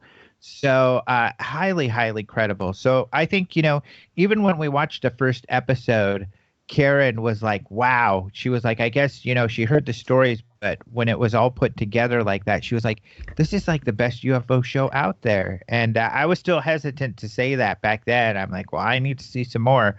But yeah, she really loved it. Hi, I'm just stopping in. Yeah, I just thought I had heard the story before, but until I saw it, pictured and described in such detail, it really came. It was so easy to see it then, and it was like so overwhelming. Like, wow, these people saw this giant 40-foot Tic Tac thing doing all these weird things. That must have been incredible. Yeah. So it really kind of, I think it was incredible. Yeah, I thought it was great overall. The only thing that I the only time they get in trouble is when they stray from cases that are kind of that they directly investigated. So when they go kind of into the historical parts, in particular Rendlesham, and then at the end with this Italian case, that's where, they get in a little bit of trouble because there's a lot of research. You have to pay attention for all of that. But Lou's been really cool. He's like, if you see anything that is inaccurate or that you think is kind of that we screwed up on, let me know. Because I want to know and I want to correct it and I want to know what the correct information is. So I've been very honest with him, and I'll shoot him emails and say, hey, you guys screwed this up. And then he'll usually call and want to talk about it to make sure that he understands what the details are. Because he admits over and over again, he doesn't know much about UFO history. He just focused on what he was tasked to look at, which were these military UFO cases. And any word that you're hearing as far as a season 2 is concerned? I don't know. I keep hearing these positive kind of rumors out there, and that there will be a season 2. But I think that is looking more like that might just be wishful thinking. I'm not saying there won't be a season 2, but I'm just saying that I don't think we have any official or real strong information that there will be a season 2. Looking at the ratings, you would think that there would be. Yeah, however, the ratings were decent. The ratings were good, and they held that Ancient Aliens audience for most of the shows, and I think there were 1 or 2 that actually exceeded the lead-in, which is pretty good for TV.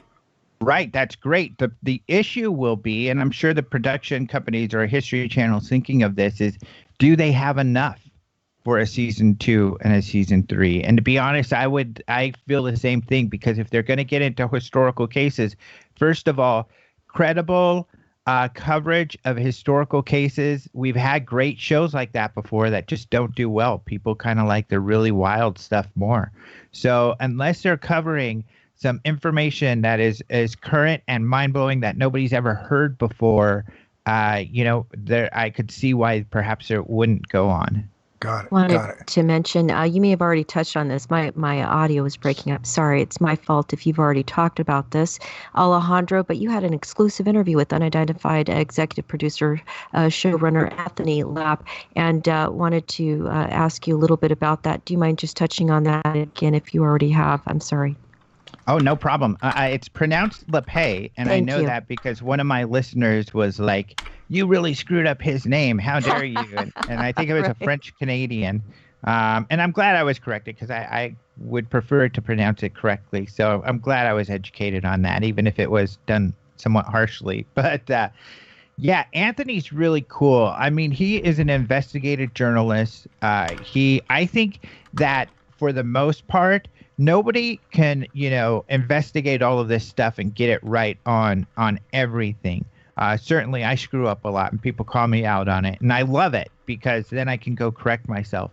But I think they did an incredible job in their investigation. A lot of their episodes were very similar to articles that either I had written or George Knapp had written, or there's a guy, Tyler Rogaway, who writes for the War Zone. He's a defense writer who has done some great research on these cases, and they covered some of what was in his writings. But they didn't see a lot of this stuff. They didn't see any Tyler Rogaway stuff. Tyler Rogaway is an excellent researcher. He's really revealed some really good stuff.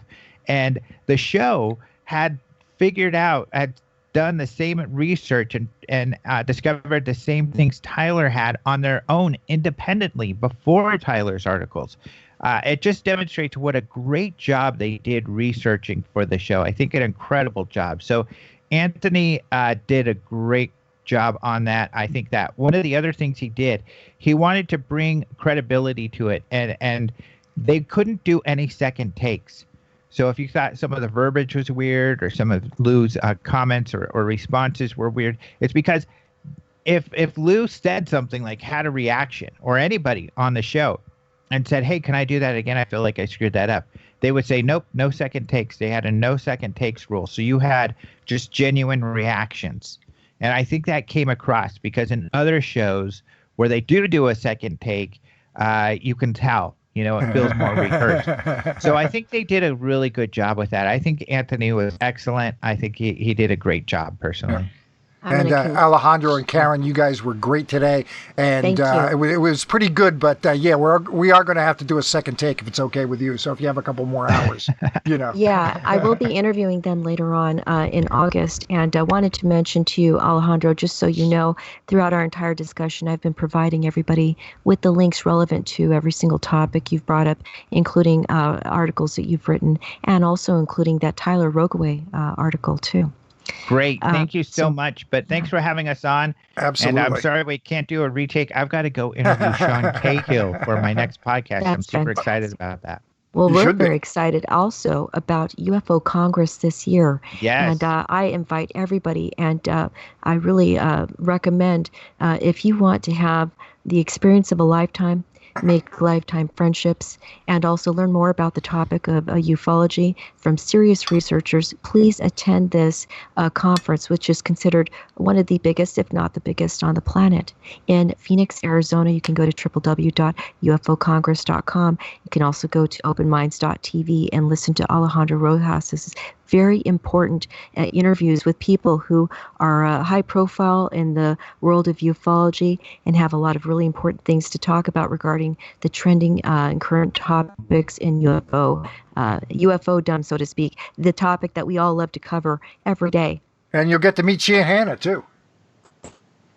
You'll also get to meet Karen Brard, and she's the new owner of UFO Congress. And we thoroughly enjoyed having had the privilege and honor of interviewing both of you today. Thank you so much for having been on our show. Thanks, Thank you, Alejandro. guys. It was a lot of fun. Thank you. Thanks a lot. And let's wrap this up. We will be back, I believe, on Sunday with Dean Alioto and Keith Aram. And that is about it. The movie directors. Have a great day, everybody. Bye-bye now. Thank you. Bye-bye.